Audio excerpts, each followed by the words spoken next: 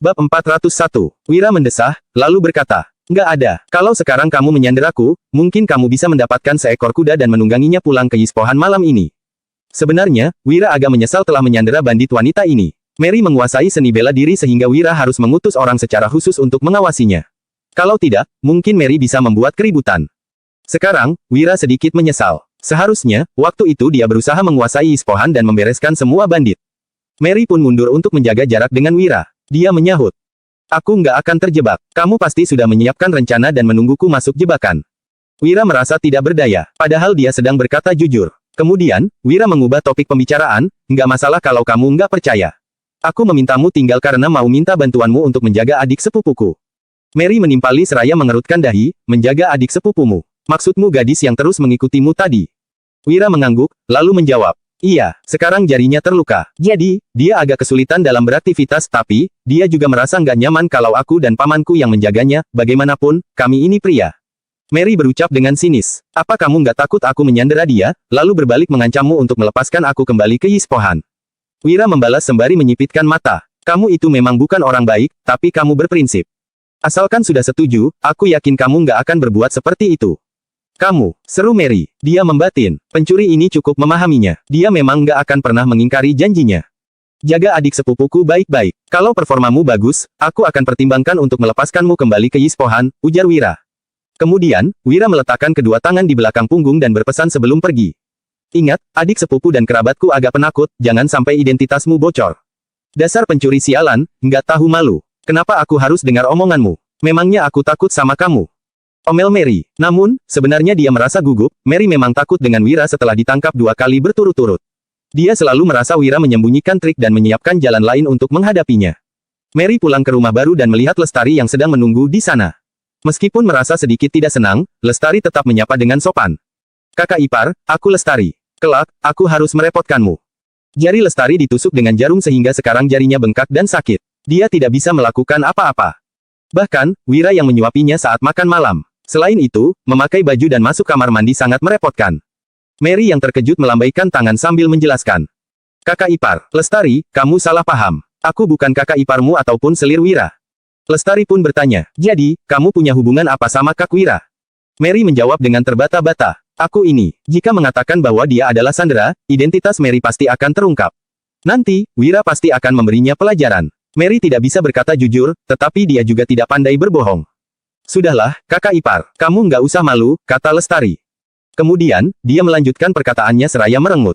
"Kak Wira begitu hebat, menjadi selirnya juga nggak memalukan. Kamu nggak usah malu kalau suka sama dia."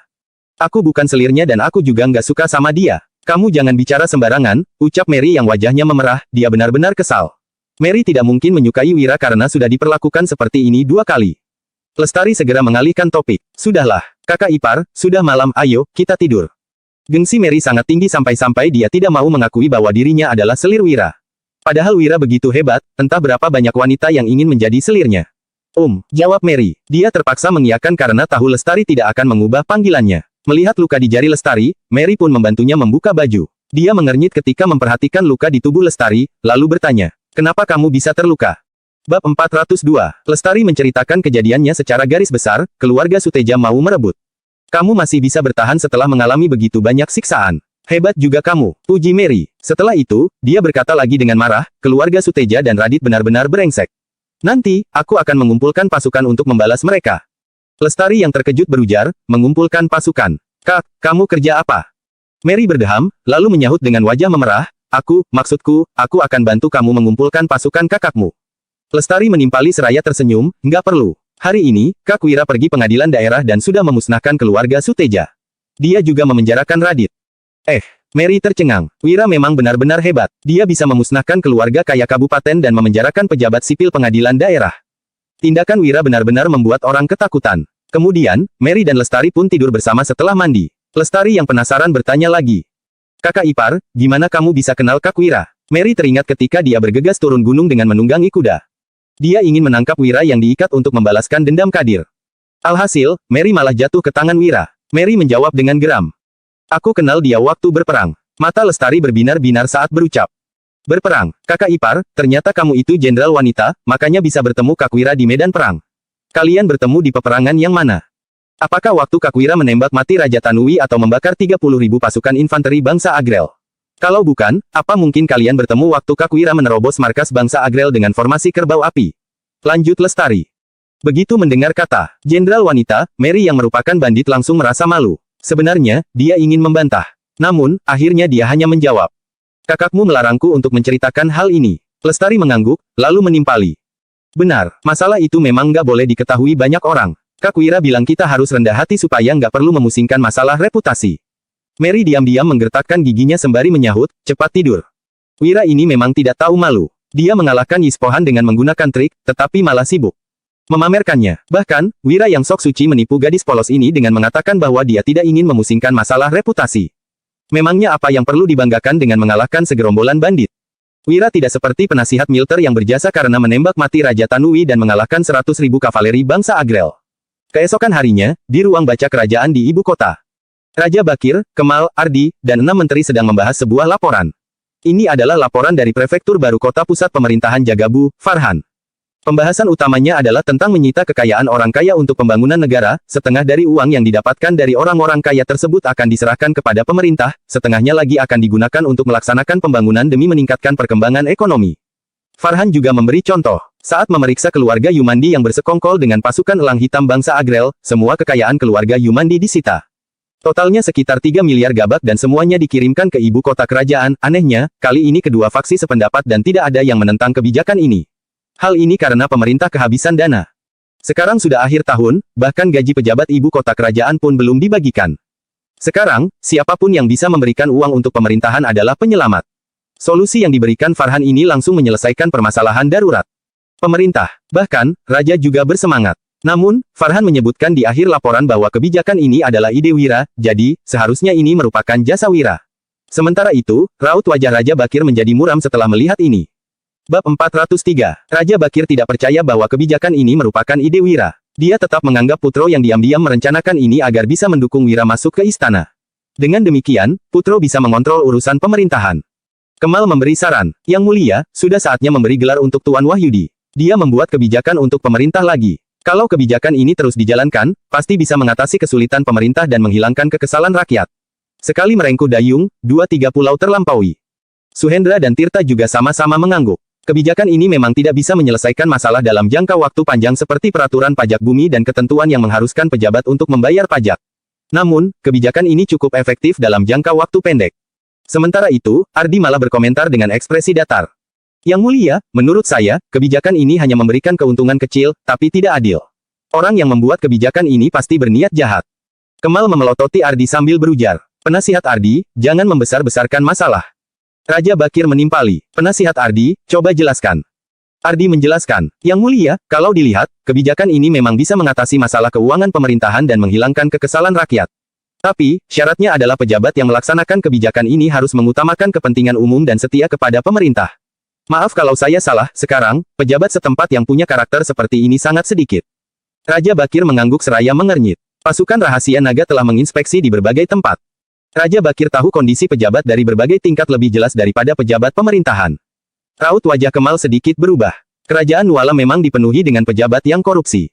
Jadi, pejabat yang setia pada pemerintah sangat sedikit. Namun, pasti ada kalau benar-benar dipilih. Ardi menambahkan, kalau terus dijalankan, kebijakan ini hanya akan menjadi cara pejabat setempat untuk memeras tuan tanah, orang kaya desa, keluarga kaya kabupaten, dan keluarga bangsawan. Para orang kaya ini punya banyak anggota dan uang. Kalau orang kaya ini terus ditekan, bisa jadi mereka akan bertindak gegabah. Pada saat itu, kerusuhan akan terjadi di kerajaan Nuala. Penasihat Kemal, apa kamu masih berani bilang orang yang membuat kebijakan ini tidak punya niat jahat? Lanjut Ardi. Raut wajah Raja Bakir menjadi muram. Dia sudah lama curiga bahwa Putro diam-diam merencanakan taktik yang lebih hebat. Kemal menegur, penasihat Ardi, kamu ini terlalu penakut. Farhan sudah menulis di laporan bahwa dia akan membawa anggota blusukan. Asalkan orang kaya yang ditangkap berbuat salah, ini sudah termasuk menegakkan keadilan. Kalau kita memilih pejabat yang sesuai dan terus menjalankan kebijakan ini, pasti keuntungannya lebih besar dari kerugian. Kemudian, Dimas menimpali, menegakkan keadilan. Setahu aku, tambak garam Fika di kota pusat pemerintahan Jagabu awalnya dikendalikan oleh keluarga Yumandi, sekarang sudah jatuh di tangan Wira. Keluarga Yumandi juga disalahkan karena bersekongkol dengan musuh. Farhan itu murid Putro dan Putro itu sangat akrab dengan Wira. Sepertinya ini, hehe, lanjut Dimas. Suhendra berucap dengan sinis. Pak Dimas, markas militer yang menemukan bahwa keluarga Yumandi itu mata-mata bangsa Agrel. Sekarang, pasukan perbatasan kota pusat pemerintahan Jagabu dikuasai oleh Yuda dan Wira, kata Harry. Kemudian, dia berujar lagi sembari memberi hormat. Yang mulia, saya mau melaporkan satu hal. Katakan saja, sahut Raja Bakir. Harry menjelaskan seraya menyipitkan mata. Pejabat dari berbagai tempat di kota pusat pemerintahan Jagabu melaporkan bahwa keluarga besar di kota menjual properti sebelum pergi sewaktu bangsa Agrel mendekati kota. Wira membeli properti di kota dengan harga murah dan mendapatkan miliaran gabak dalam waktu singkat. Apa? Seru Raja Bakir dengan geram. Dia memang seorang raja yang menguasai negara ini, namun, hanya sedikit orang yang tahu bahwa dia hanya menghabiskan 2 miliar gabak setiap tahun. Bahkan, uang tersebut tidak cukup sampai akhir tahun. Suhendra yang murka pun menyela. Keluarga besar itu kabur pada saat-saat genting dan Tuan Wahyudi berjasa dalam mempertahankan kota. Jadi, memangnya kenapa kalau dia mendapatkan miliaran gabak? Dia pantas mendapatkannya. Dia memang tidak salah kalau mendapatkan uang. Tapi, dia berniat jahat karena membeli kepercayaan para prajurit, ucap Harry. Setelah itu, Harry melanjutkan perkataannya seraya memberi hormat. Yang mulia, saya dengar Wira memberi prajurit uang sekitar 1 miliar gabak. Para jenderal masing-masing mendapatkan puluhan juta gabak, prajurit yang mati dalam peperangan. 100.000 gabak, prajurit cacat 80.000 gabak, prajurit dengan luka ringan 60.000 gabak, dan prajurit yang selamat 50.000 gabak, bahkan, prajurit pembelot juga mendapatkan 30.000 gabak. Pokoknya, semua prajurit mendapatkan uang. Tiba-tiba, Raja Bakir menggebrak meja dan ekspresinya terlihat kesal. Dia berujar. Berani sekali dia. Bab 404. Ekspresi Ardi, Dimas, Jerry, dan Harry tampak datar. Namun, mereka diam-diam mencibir. Kekuatan militer adalah kekuasaan raja. Siapapun yang berani menyentuh pasukan militer berarti cari mati. Pemerintah hanya memberikan kompensasi tidak sampai 10.000 gabak. Sementara itu, Wira memberi prajurit begitu banyak uang secara pribadi. Bukankah tindakan Wira ini mempermalukan pemerintah? Yang mulia, jangan marah. Masalah ini pasti ada tujuan lainnya. Izinkan saya menjelaskannya, kata Kemal. Kemudian, Kemal mengeluarkan selembar surat dari saku dengan tenang, lalu menjelaskan, sebelum perang, Tuan Wahyudi, Panglima Yuda, dan para prajurit mengumpulkan uang untuk membeli properti milik keluarga besar dengan harga murah. Pertama, mereka berniat membantu meringankan beban pemerintah. Kedua, mereka mau memberikan jaminan kepada para prajurit yang terluka dan meninggal. Bagaimanapun, prajurit-prajurit ini berusaha mati-matian untuk mempertahankan kota. Jadi, Tuan Wahyudi dan lainnya berniat memberikan penghargaan setelah memenangkan perang, lanjut Kemal. Ini adalah surat yang dikirim oleh utusan Yuda beberapa hari yang lalu. Yuda telah memberi tahu Kemal perihal ini terlebih dahulu. Raja Bakir menerima surat, lalu membaca dengan ekspresi datar. Dia berkomentar. Amangkurat Wutari benar-benar perhatian. Sementara itu, Dimas, Jerry, dan Harry mengernyit. Awalnya, mereka berniat menggunakan berita ini untuk menyerang Wira. Akan tetapi, Yuda yang memiliki motif tersembunyi malah melibatkan ketiga musuh politik mereka, yaitu Kemal, Tirta, dan Suhendra. Itulah sebabnya, Kemal telah mempunyai persiapan sejak awal. Ardi berucap. Yang mulia, Amangkurat Wutari sudah berjasa, seharusnya, dia dipindahkan kembali ke ibu kota kerajaan untuk melapor, sekalian bawa jasad Raja Tanui dan pindahkan Giandra ke ibu kota. Yang mulia juga boleh pergi ke kuil kerajaan untuk sembahyang dan memberi tahu leluhur pencapaian militer kerajaan ini. Mata Raja Bakir berbinar-binar, lalu dia memberi perintah. Sampaikan perintah, panggil Amangkurat Wutari kembali ke ibu kota kerajaan. Setelah itu, penyampaian dekret pun selesai. Ardi berucap lagi, Yang mulia, sebenarnya kebijakan Wira untuk menyita kekayaan orang kaya demi pembangunan cukup bagus. Tapi, harus dilaksanakan dengan tegas dan dijalankan oleh pejabat yang mengutamakan kepentingan umum.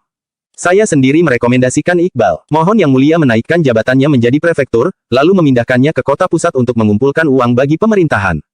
Raja Bakir menyahut seraya tersenyum. Laksanakan. Kemal mengernyit. Sebenarnya apa yang direncanakan Ardi? Dia memindahkan Yuda terlebih dahulu, lalu Iqbal. Kemal menyingkirkan orang kepercayaan Tuan Wahyudi. Tuan, ini kuarsa yang kita buat berdasarkan caramu dalam 3 hari ini, kata Jimmy. Dia mengangkat baskom kayu yang di dalamnya berisi kuarsa. Jimmy terlihat penasaran. Selama 3 hari ini, Jimmy membawa 10 orang untuk mengambil pasir dari sungai menurut cara Wira. Pertama-tama, pasirnya dicuci terlebih dahulu kemudian, gunakan batu magnet untuk mengisap serbuk besinya, lalu rendam dengan air beracun menyengat yang didapatkan Wira. Terakhir, setengah baskom kuarsa pun jadi. Jimmy tidak tahu untuk apa Wira membuat kuarsa. Dia hanya tahu sekarang tim kecil mereka diberi nama tim kuarsa. Jimmy pun diangkat menjadi wakil ketua tim karena dia adalah adik sepupu Gavin dan kemampuan membacanya lumayan bagus. Wira merenung sambil berkata, cara ini kurang bagus, kuarsa yang dihasilkan terlalu sedikit. Setelah kembali ke zaman kuno, Wira mengira kaca bisa dibuat dari pasir. Namun, ternyata tidak semudah itu. Pasir memang mengandung kuarsa, tetapi kotorannya terlalu banyak. Selain itu, kuarsa harus dicuci dengan asam untuk menghilangkan kotorannya. Wira bahkan harus menghabiskan waktu 2 hari untuk membuat cairan asam yang digunakan untuk mencuci setengah baskom kuarsa ini, dekara ini tidak bisa digunakan. Hanya dengan menemukan tambang kuarsa baru bisa mendapatkan kuarsa dalam jumlah besar. Akan tetapi, Wira tidak tahu lokasi tambang kuarsa. Ketika Wira sedang memutar otak, Danu tiba-tiba masuk seraya mengernyit. Kak Wira, Tuan Kaisang datang lagi. Dia mau bertemu denganmu. Suasana hati Wira kurang bagus sehingga dia langsung menyahut sambil melambaikan tangan. Suruh dia pergi. Danu tersenyum getir, lalu membalas. Tapi, dia bilang, dia mau memberitahumu kabar baik. Bab 405. Sebuah kereta kuda memasuki dusun Darmadi, lalu Kaisang turun dari kereta. Dia mulai mengamati sekeliling. Sebelum datang, Kaisang berpikir, orang berbakat seperti Wira berasal dari tempat indah seperti apa. Ternyata, posisi geografis dusun Darmadi sangat biasa. Malahan warganya yang berbeda. Mereka mengenakan pakaian yang rapi dan tebal, tangan dan wajah mereka juga dicuci bersih. Selain itu, wajah mereka juga sedikit berisi, tidak seperti warga di tempat lain yang sangat kurus. Rumah baru sedang dibangun di berbagai tempat. Warga yang bekerja tampak bersemangat. Terdengar suara anak-anak yang sedang belajar di beberapa rumah baru, juga ada pemuda yang sedang belajar bertarung. Bahkan, ada pekerja yang menggerakkan jarinya saat berjalan. Orang itu sedang belajar menulis. Dusun ini tampak sangat makmur, seperti dunia sejahtera yang disebutkan kaum intelektual. Kaisang yang melihat kondisi ini merasa antusias. Dia menghampiri warga dusun di jalan beberapa kali untuk mencari tahu informasi yang lebih banyak.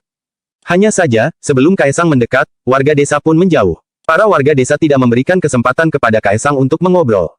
Kaisang yang kebingungan berjalan lagi. Namun, dia diadang oleh Danu. Setelah Kaisang memberitahukan maksud kedatangannya, Danu pergi untuk melapor, sementara itu, Kaisang terus berjalan-jalan di dusun. Kemudian, Kaisang melihat seorang pria tua yang memakai jubah panjang. Dia menyapa sembari memberi hormat, "Sobat, bolehkah aku bertanya?" "Jangan, jangan. Saya hanya rakyat kecil, tidak pantas bicara dengan Anda," sahut pria tua itu. Agus yang memang ingin pergi segera memberi hormat. Di antara orang terpelajar, hanya orang dengan jabatan setara yang bisa berteman. Pria ini adalah pejabat tingkat ke-7. Dia pasti merupakan sarjana kerajaan atau sarjana provinsi. Orang biasa seperti Agus tidak ada apa-apanya jika dibandingkan dengan pria ini. Akan tetapi, pria ini malah memanggilnya dengan sebutan "Sobat." Jangan-jangan, ini karena Agus tampak terpelajar. Kaisang mendesah, lalu berucap, "Asalkan orang terpelajar seperti kami bisa memahami ajaran kaum intelektual, kami bisa mengajari orang lain. Tapi, mengenai jabatan dan kekayaan, itu semua sudah ditakdirkan." Agus juga berpikiran seperti itu. Dia mengira dirinya selalu tidak lulus karena pihak penyelenggara ujian berbuat curang dan bukan karena dia kurang berbakat. Sekarang, kata-kata pejabat ini menyiratkan sesuatu yang membuat Agus merasa telah menemukan orang yang memahaminya. Agus benar-benar ingin mengajak pejabat ini pulang, lalu menyuruh istrinya masak makanan enak dan mengajak pejabat ini minum-minum. "Aku datang untuk mengunjungi Tuan Wahyudi. Bolehkan aku tahu apa hubunganmu dengan Tuan Wahyudi? Bisakah kamu menceritakan hal-hal menarik tentang Tuan Wahyudi?" tanya Kaisang sambil tersenyum. Wahyudi sangat tidak menyukai Kaisang dan sama sekali tidak memberikan Kaisang kesempatan untuk mendekatinya. Jadi, Kaisang harus mencari tahu kesukaan Wahyudi agar bisa membujuknya. "Tuan Wahyudi," seru Agus. Orang terpelajar ini memanggil Wahyudi dengan sebutan Tuan. Itu artinya dia menurunkan derajatnya atau menghormati orang yang lebih pintar. Sebelumnya, ada seorang patih, lalu ada inspektur istana yang datang. Selain itu, ada sarjana tingkat tertinggi yang mau datang mengajar. Memangnya Wira melakukan hal hebat apa sehingga orang-orang ini bersikap seperti ini? Melihat Agus yang termenung, Kaisang memanggil sambil mengernyit. "Sobat." Agus mulai membual tentang Wira sambil mengelus janggutnya. "Oh, Wahyudi, dia itu keponakanku. Sejak kecil, dia memang sangat pintar, setia kawan, dan bijaksana. Selain itu, dia juga sangat baik hati. Dari kecil, dia tidak bisa melihat orang miskin kesusahan. Setelah besar, dia rajin membaca buku. Dia bercita-cita untuk melaksanakan ajaran kaum intelektual," lanjut Agus.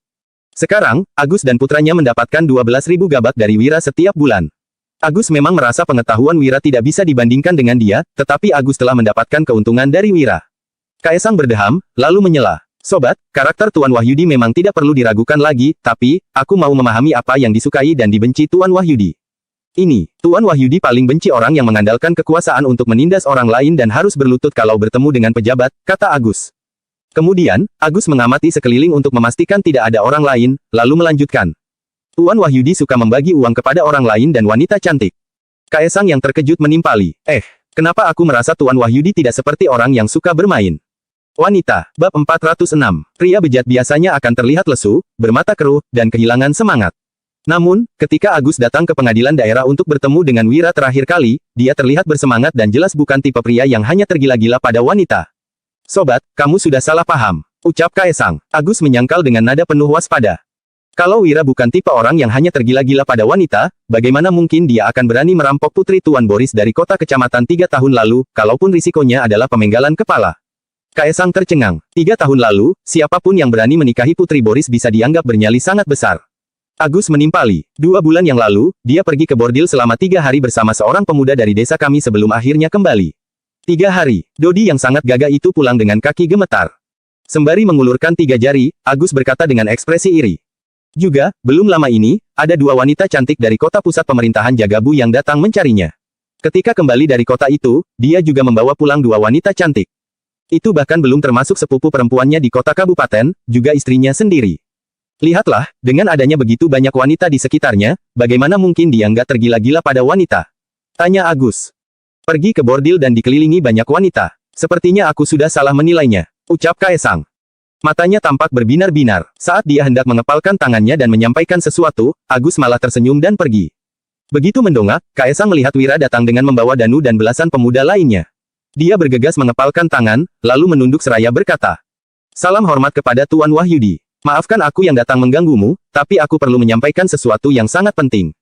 Wira melambaikan tangan sembari menjawab, "Katakanlah." Raut wajah Kaisang menjadi suram, lalu dia berkata, "Radit sudah meninggal karena menggantung diri dalam pengadilan daerah kemarin malam. Kemarin malam, sebelum pergi menjenguk teman lamanya, Radit, Kaisang juga membawakan anggur dan makanan. Alhasil, Radit malah berlutut dan memohon kepada Kaisang agar dia memberitahu alasan telah membantu Wira. Kaisang pun menyampaikan sedikit informasi. Pagi harinya, dia mendapat kabar bahwa Radit telah menggantung diri dan meninggal. Dia seharusnya tidak ingin keluarganya terkena imbas." Wira bertanya dengan ekspresi datar, "Kamu datang mencariku untuk menyampaikan hal ini?" Radit adalah musuh Wira. Itu sebabnya, Wira tidak akan berbelas kasihan terhadap kematian seorang musuh. Kaisang berkata dengan canggung. Sebelum bunuh diri, Radit meninggalkan surat wasiat yang ditulis dengan darah untuk memohon Tuan Wahyudi agar enggak membalas dendam pada keluarganya.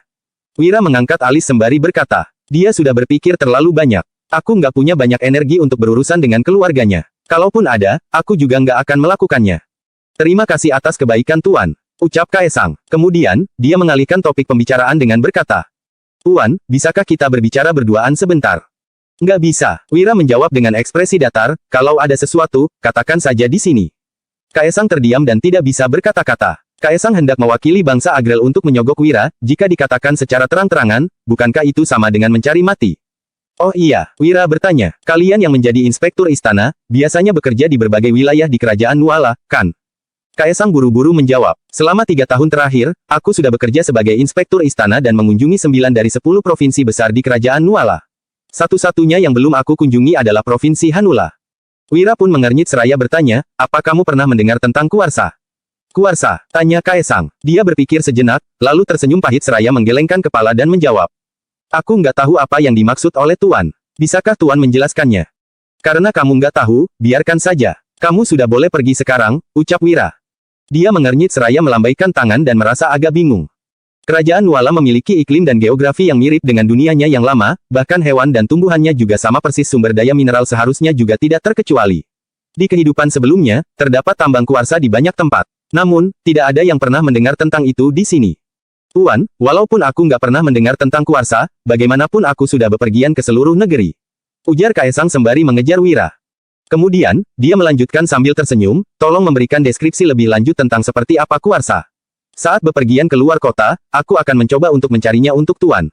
"Oke," Wira sependapat dengan Kaisang sehingga berkata, "Danu, tolong ambilkan kuarsa." Danu berlari kembali dan mengambil segenggam kuarsa. Kaisang mengambil 1 biji kuarsa, lalu tak kuasa tertawa dan berkata, "Tuan, bukannya ini giok air. Kenapa kamu menyebutnya kuarsa?" Sepasang mata Wira tampak berbinar-binar. Kemudian, dia bertanya, "Ternyata istilah yang digunakan berbeda-beda di berbagai tempat. Apa kamu tahu di mana aku bisa menemukan tambang giok air?" Bab 407. Kaisang tampak tersenyum. Di seluruh negeri, ada setidaknya puluhan lokasi tambang giok air. Yang paling dekat dengan Tuan ada di Pegunungan Jata, kota pusat pemerintahan Lokana, Kabupaten Hiloka. Tapi, giok air nggak berharga dan nggak berguna, jadi kenapa Tuan tertarik padanya? "Kota pusat pemerintahan Lokana, Kabupaten Hiloka," seru Wira. Kabupaten Hiloka hanya berjarak sekitar 160 km dari sini. Mata Wira pun tampak berbinar-binar. Dia segera menangkupkan tangan sembari berkata, "Aku hanya tiba-tiba merasa tertarik. Terima kasih atas informasinya. Aku masih punya urusan lain, jadi kamu bisa pergi sekarang." "Loh, Kaisang kebingungan. Usai menanyakan hal yang membuatnya penasaran, Wira pun enggan berurusan lagi dengannya. Kaisang sungguh tidak bisa berkata-kata. Dia segera mengejar Wira dan berkata, "Tuan, apa kamu tertarik dengan giok air dan ingin mengumpulkannya di Kabupaten Hiloka? Biar ku beritahu, jangan pernah pergi ke sana." Langkah Wira tampak berhenti, lalu dia bertanya, "Kenapa?" Kaisang menjawab dengan suara rendah, "Ada pemberontak di Kabupaten Hiloka dan seluruh wilayah telah diambil alih oleh mereka." Wira berseru dengan terkejut. "Apa?" Kemudian, Kaisang menjelaskan, beberapa waktu yang lalu, ketika Raja Tanui menyerbu perbatasan, Patih Kabupaten Hiloka mengambil kesempatan untuk mengenakan pajak tambahan. Kaisang menjelaskan seraya tersenyum pahit. Rakyat jelata nggak sanggup membayar pajak sehingga banyak orang telah kehilangan rumah dan keluarganya. Wira mengernyitkan alis. Sistem pemungutan pajak yang ketat dan beragam di kerajaan Nuala sudah cukup berat. 2 bulan yang lalu, pajak musim gugur baru saja ditagih, setelah musim dingin berakhir, mereka harus membayar pajak musim semi. Dengan menambahkan pajak tambahan selama musim dingin, bukankah itu berarti Kabupaten Hiloka ingin menekan rakyatnya hingga putus asa? Pemberontakan terhadap penambahan pajak adalah hal biasa di kerajaan Nuala, hal itu bisa terjadi beberapa kali di berbagai tempat setiap tahunnya. Namun, hanya sebagian kecil yang sukses. Kaisang berkata dengan suara rendah. Pimpinan perampok terbesar di Kabupaten Hiloka adalah Wolfi. Dia memanfaatkan kesempatan ini untuk memberontak dan membunuh Patih. Ketika aku datang ke Kabupaten Uswal, aku menghindari Kabupaten Hiloka dan mengambil jalan yang lebih jauh, yakni sekitar 321 km. Terima kasih atas informasi tambahanmu, ucap Wira sembari mengangguk. Kemudian, dia berbalik seraya berkata, "Danu, berikan 10 juta gabak untuknya sebagai biaya informasi." Beberapa saat kemudian, Kaisang memegang 10 juta gabak dan tak bisa berkata-kata di tempat. Biaya informasi. Hanya dengan melontarkan beberapa kalimat, Kaisang sudah bisa mendapatkan 10 juta gabak. Uang ini benar-benar terlalu mudah untuk diperoleh. Wira sama sekali tidak memberikan kesempatan bagi Kaisang untuk berbicara. Sama sekali tak ada kesempatan untuk menyogok Wira. Tampaknya, Wira perlu diancam dengan kelemahan. Selain itu, Kaisang harus meminta elang putih untuk menanganinya sendiri. Setelah berpisah dengan Kaisang, Wira pergi ke rumah baru Danu dan menemui Mary di sana. Wanita itu bertanya, "Kamu, apa yang mau kamu lakukan?" Melihat Wira yang berjalan cepat, Mary sontak gelagapan dan mundur dengan wajah memerah. Beberapa hari ini, Mary terus dipanggil dengan sebutan kakak ipar oleh Lestari. Hal ini membuat wanita itu bahkan merasa malu ketika bertemu dengan Wira. "Kenapa kamu gugup?" tanya Wira dengan heran. Dia melanjutkan, "Aku datang untuk menanyakan tentang seseorang." "Siapa?" tanya Mary yang terlihat waspada. Wira berkata, "Apa kamu pernah mendengar tentang Wolfi di Kabupaten Hiloka?" Mary menjawab, "Pernah." Mata wanita itu tampak berbinar-binar. Dia sontak berkata, "Kakakku pernah bertemu dengannya. Dia mengatakan bahwa umur Wolfi nggak jauh berbeda dengan kami, tapi orang itu sangat hebat. Wolfi memiliki lebih dari 1000 anak buah. Dia juga merupakan perampok hutan terhebat di Kabupaten Hiloka."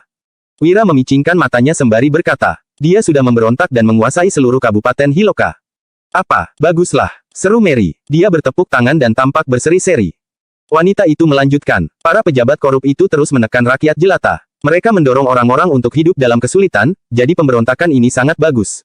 Wira berseru, "Diam." Raut wajahnya tampak berubah. Ketika melihat tidak ada orang di luar pintu, Wira pun menutup pintu dan berkata, "Pelankan suaramu." Mary berkata, "Pencuri, kenapa kamu jadi penakut? Lagi pula, bukan kamu yang memberontak." Melihat ekspresi serius Wira, Mary pun berbicara dengan suara pelan. "Kakakku selalu mengatakan bahwa Wolfi memiliki ambisi besar. Suatu hari nanti, dia pasti akan melakukan sesuatu yang besar. Aku bahkan curiga bahwa kakakku diam-diam membeli Zira karena belajar darinya. Aku benar-benar enggak menyangka bahwa dia akan bertindak begitu cepat dan bahkan menaklukkan satu kabupaten." "Diam," ucap Wira. Dia menimpali dengan ekspresi datar. "Bagaimana kalau kita membuat kesepakatan?" Bab 408. Nggak mau. Mary langsung menolak tanpa ragu. Wira yang tidak tahu malu itu bahkan menghampirinya ke rumah. Membuat kesepakatan dengan Wira pasti hanya akan merugikan Mary. Wira juga tidak marah, sebaliknya dia berkata, "Gantikan aku untuk pergi ke Kabupaten Hiloka. Cari tahu apa yang terjadi di sana, setelah itu aku akan memulangkanmu ke Yispohan." "Cari tahu situasi di Kabupaten Hiloka?" tanya Mary mengernyit. Kemudian, dia bertanya dengan kaget, "Apa yang mau kamu lakukan?" "Kamu ingin mencelakai Kak Wolfi?" Wira bertanya, "Dia memang memberontak, tapi nggak pernah menggangguku. Jadi, untuk apa aku mencelakainya?" Dia mengalihkan topik pembicaraan dengan berkata, "Kalau kamu nggak mau, ya sudah. Tinggal saja di Dusun Darmadi untuk merayakan Tahun Baru." Alasan Wira ingin mencari tahu situasi di Kabupaten Hiloka, salah satunya karena ada tambang kuarsa yang digunakan untuk membuat kaca. Selain itu, untuk pergi ke kota provinsi dan menjemput Wulan, Wira harus melewati Kabupaten Hiloka, jika tidak, dia harus menempuh 321 km lebih jauh. Situasi di Kabupaten Hiloka tampaknya agak aneh. Masalah pemberontakan dan pembunuhan Patih bisa-bisanya tidak sampai ke Kabupaten Uswal. Membiarkan Mary pergi mengumpulkan informasi akan jauh lebih mudah. Selain itu, jika dia bertemu dengan pemberontak, Mary juga bisa melindungi dirinya sendiri. Petik 2 titik titik titik. Aku akan ke sana, seru Mary. Begitu teringat bahwa dirinya tidak bisa merayakan tahun baru di desa gunung yang dikenalnya, sebaliknya malah harus menetap di dusun Darmadi yang asing ini, Mary buru-buru menyetujui. Mary berkata, meskipun aku mencari tahu situasi di Kabupaten Hiloka, kamu juga nggak akan bisa membahayakan Kak Wolfie. Kekuatan dia jauh melebihi Yispohan. Nggak semudah itu bagimu untuk mengusiknya. Tanpa memedulikan nada bicara Mary, Wira langsung berkata, aku akan mengutus seseorang untuk menemanimu. Mary mengernyit sambil bertanya, kamu nggak percaya denganku? Wira mengangkat alis seraya menjawab, kalau nggak percaya denganmu, aku nggak akan membiarkanmu ke sana. Seorang gadis sepertimu akan sulit untuk melakukan banyak hal. Mary cemberut tak percaya, tetapi dia tidak mampu mengalahkan Wira. Kemudian, Wira memanggil Fandi, seorang mantan mata-mata, lalu memberitahunya tentang informasi apa saja yang perlu diinvestigasi. Mary dan Fandi pun berangkat ke Kabupaten Hiloka. Sementara itu, Wira kembali ke rumahnya. Begitu masuk, dia sontak tersenyum. Seorang pemuda sedang menunggunya di sana. Dia adalah pengawal Dian, Tommy. Wira bertanya, Tommy, apa kamu sudah makan? Melihat Tommy yang mengangguk, dia pun bertanya lagi. Apakah nonamu sudah menyelesaikan urusannya? Kapan dia akan datang? Beberapa hari terakhir ini, berbagai hal yang tidak dapat dihindari telah membuat Wira sangat sibuk. Hal ini membuatnya teringat dengan situasi di kota pusat pemerintahan Jagabu, di mana dia bisa menyerahkan banyak hal kepada Dian dan sama sekali tidak perlu khawatir. Ada banyak hal yang hanya memerlukan ide Wira, lalu Dian akan mengurus sisanya dengan baik. Tuan, Nona nggak bisa datang kemari. Dia memintaku untuk menyerahkan sepucuk surat ini kepadamu. Jawab Tommy seraya mengeluarkan sepucuk surat dengan ekspresi bersalah di wajahnya. Tuan yang terhormat, kamu begitu berbakat dan berwawasan luas. Tuan juga telah menyelamatkan hidupku, juga aku sangat berterima kasih atas perhatian Tuan. Meskipun aku adalah seorang pedagang, Tuan tetap menerimaku sebagai pengelola bisnismu dengan baik hati. Ini adalah keberuntungan besar bagiku. Kurung siku tutup. Seharusnya aku bersedia berjuang bersama Tuan, tapi adikku masih sangat kecil dan mengalami masalah kesehatan mental. Itu sebabnya aku nggak bisa meninggalkan dia. Aku memohon pengertian dari Tuan atas keputusan ini. Aku berharap Tuan dan Nyonya akan memiliki kehidupan yang bahagia bersama, menjalani pernikahan yang harmonis, dan segera mendapatkan keturunan. Utang budi Tuan dalam kehidupan ini, akan kubayar di kehidupan berikutnya. Kurung siku tutup. Sembari menatap pemuda yang menawan itu, Wira mengernyit dan bertanya. Apakah ada masalah yang dialami oleh nonamu setelah pulang? Dia tahu bahwa Dian adalah seseorang yang berani dan tidak akan mengubah pendiriannya setelah menjanjikan sesuatu. Jika benar adiknya adalah alasan, Dian pasti sudah memberitahu Wira sejak awal, tidak mungkin akan menunggu hingga sekarang. Bukan, jawab Tommy. Dia merenung sejenak, lalu menjelaskan. Setelah Nona pulang, dia nggak bertemu dengan orang asing dan tidak terlibat dalam konflik dengan siapapun. Tapi, sepertinya ada sesuatu yang terjadi pada Tuan Muda. Sekarang, Nona selalu membawanya kemanapun dia pergi dan tidak membiarkannya menghilang dari pandangan. Tuan, kalau bukan karena Tuan Muda, Nona nggak akan melupakan janjinya. Dia pasti bersedia membantumu, lanjut Tommy. Setelah bekerja untuk Dian selama bertahun-tahun, Tommy sangat memahami sifat nonanya yang tenang, bijaksana, dan angkuh. Bahkan, Levon yang berbakat dalam seni bela diri pun tidak berhasil memikat hati Dian. Hanya ketika melihat pria ini, barulah mata Dian tampak berbinar-binar dan bibirnya tersenyum. Oke, Wira mengangguk sembari berkata, setelah kamu pulang, sampaikan padanya untuk menjaga adiknya dengan baik. Jangan merasa terbebani. Aku memahami karakter Dian dan yakin bahwa dia pasti punya alasan sehingga nggak bisa kemari. Kalau pergi ke kota, aku pasti akan mengunjunginya. Setelah itu, Tommy membalas, terima kasih atas pengertian Tuan. Bab 409. Tommy tampak berlutut sembari berkata, aku akan mewakili Nona untuk bersujud pada Tuan. Setelah memapah Tommy untuk berdiri dan mengantarnya keluar, Wira sontak mengernyit. Pengurus bisnis yang telah lama Wira kagumi tidak bisa datang. Kini, dia perlu mencari orang berbakat lainnya dalam bidang bisnis. Di era ini, memang ada banyak pelajar, tetapi sangat sedikit dari mereka yang mempunyai bakat bisnis. Orang seperti Dian yang berani mengambil risiko besar dalam situasi sulit sungguh langka. Saat ini, satu-satunya orang di bawahannya yang cocok untuk bisnis adalah Sony dan adik sepupunya, Lestari. Namun, keduanya memiliki pandangan yang terbatas dan memerlukan waktu untuk dibina. Uang memang bisa dicari, tetapi orang berbakat sulit ditemukan. Kak, kenapa kamu ngelamun lagi? Apa yang sedang kakak pikirkan? Di taman belakang rumah keluarga Wibowo, Joshua meraih ujung gaun Dian dengan ekspresi yang sangat polos. Dian menjawab, kakak sedang berpikir, ingin meminta dapur membuatkan makanan enak apa untuk Joshua pada malam ini. Wanita itu mengusap lembut kepala adiknya sambil tersenyum lebar, tetapi hatinya terasa sedih, entah apakah Wira sudah menerima surat darinya atau belum. Bagaimana tanggapan Wira terhadap Dian yang sudah melanggar janji? Aku mau makan paha ayam yang sebesar ini, jawab Joshua. Setelah memberi isyarat dengan tangan kecilnya yang gemuk, Joshua menyeringai dan meneteskan air liur. Dian tampak menyeka air liur adiknya dengan lembut, lalu tatapannya mengarah ke pintu. Usai menghitung waktu, kini Tommy sudah seharusnya kembali setelah mengantarkan surat. Ketika memikirkan hal tersebut, Tommy tampak berjalan masuk. Dian buru-buru menghampirinya, lalu bertanya dengan ekspresi panik. Apa kamu sudah mengirim suratnya? Apakah Tuan marah? Apa yang dia katakan? Tommy buru-buru mengulangi perkataan Wira. Benarkah? Tanya Dian yang tidak bisa mempercayai hal ini. Setelah melihat Tommy yang mengangguk lagi, wanita itu pun tak kuasa menangis. Tommy segera menggendong Joshua pergi dari sana. Sementara itu, Dian menangis tanpa suara. Hatinya dipenuhi perasaan manis dan penyesalan. Dia telah melanggar janjinya. Akan tetapi, Wira bukan hanya tidak marah, melainkan akan datang untuk mengunjunginya. Dian merasa bersalah kepada Wira, tetapi dia merasa tidak punya pilihan selain melanggar janji tersebut. Dia tidak ingin Wira mengetahui masa lalunya yang kelam, apalagi dianggap sebagai wanita seperti itu oleh Wira setelah membunuh 3 mantan suaminya. Siapa yang masih menginginkan wanita kejam seperti Dian? Namun, tidak ada yang tahu bahwa Dian memiliki alasan yang kuat untuk tindakannya. Tiba-tiba, suara dingin seseorang terdengar. Nona, kenapa kamu menangis begitu sedih? Siapa yang menyakitimu? Seorang pemuda muncul di taman dengan perlahan tanpa mengeluarkan suara sebelumnya. Dia memiliki postur tubuh yang tinggi, fitur wajah yang dingin, dan tatapan yang tajam. Dian bertanya, Levon, kapan kamu datang? Dia menoleh ke arah pemuda itu, lalu menyeka air mata dan tersenyum sedih. Kemudian, wanita itu berkata, nggak ada yang menyakitiku. Aku hanya memikirkan beberapa hal, yang membuatku emosional. Levon adalah seorang pengemis yang Dian selamatkan bersama ayahnya ketika sedang bepergian pada usia 10 tahun. Dia memiliki latar belakang yang misterius dan keterampilan bela diri yang luar biasa. Setelah kematian ayah Dian, Levon melatih sekelompok pengawal untuk Dian agar wanita itu bisa menaklukkan orang-orang di keluarga Wibowo yang memiliki niat jahat. Meskipun Levon akhirnya pergi, dia sempat datang menyelamatkan Dian beberapa kali ketika wanita itu sedang berada dalam masa tersulit. Tampaknya, setiap kali Dian berada dalam masalah, Levon akan muncul untuk menyelamatkannya, lalu menghilang kembali tanpa jejak. Mengenai keberadaannya, Dian hanya mengetahui bahwa dia berada di Kabupaten Hiloka, tetapi tidak jelas apa yang dia lakukan secara spesifik. Bab 410.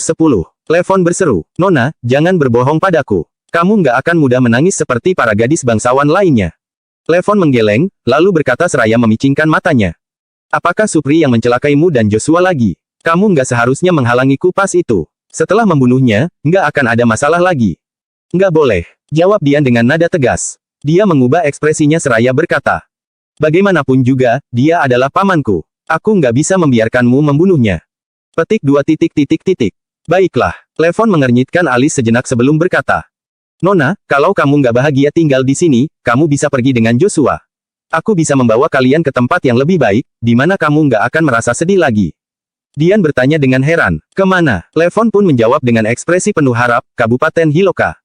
Dian agak mengernyit seraya berkata, Levon, kamu memiliki bakat dan keberanian sehingga pasti bisa sukses. Carilah seorang gadis yang baik untukmu. Aku adalah seorang janda yang sudah menikah 3 kali dan nggak berencana untuk menikah lagi seumur hidupku.